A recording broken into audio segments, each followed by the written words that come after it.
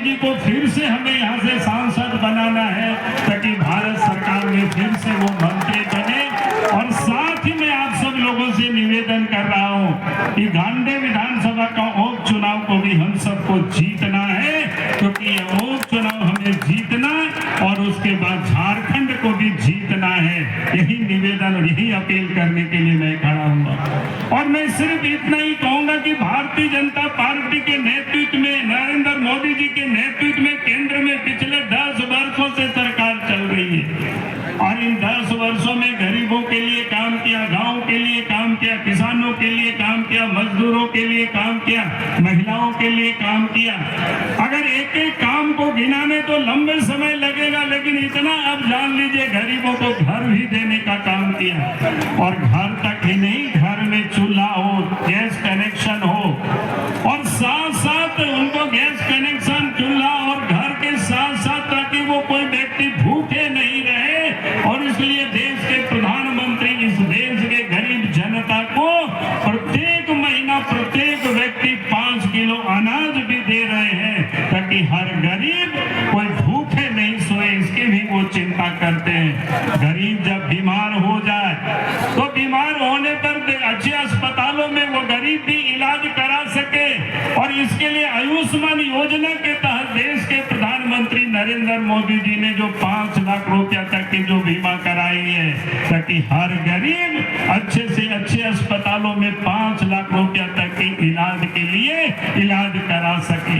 और इसलिए मैं कहता हूं कि देश के प्रधानमंत्री नरेंद्र मोदी जी गरीबों के लिए घर की चिंता करते, घर में गैस चूल्हा की चिंता करते, खाना बने गरीब भूखे नहीं रहे उसकी चिंता करते, गरीब जब बीमार हो तो उनकी दवा की भी चिंता करते, इलाज की भी चिंता करते।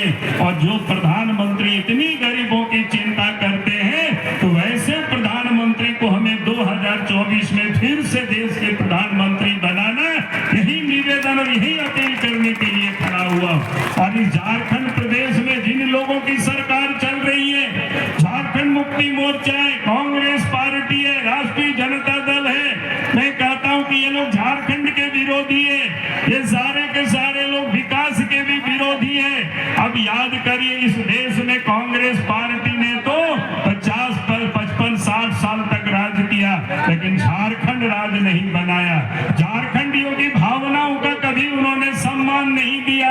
भारतीय जनता पार्टी की सरकार केंद्र में बनी, अटल बिहारी वाजपेयी जी प्रधानमंत्री बने 98 और 99 में 15 नवंबर 2000 को झारखंड राज बना।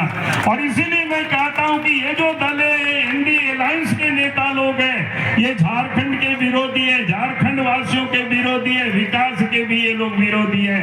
अब याद करिए पहले हम लोग गाँव में कैसे रहते थे, हाट बाजार जाना पैदल होता था, मेला जाना पैदल होता था, कोर्ट कचहरी जाना दूर दूर से पैदल जाना पड़ता था, यहाँ तक कि बच्चे भी स्कूल जाना पैदल जाना पड़ता था।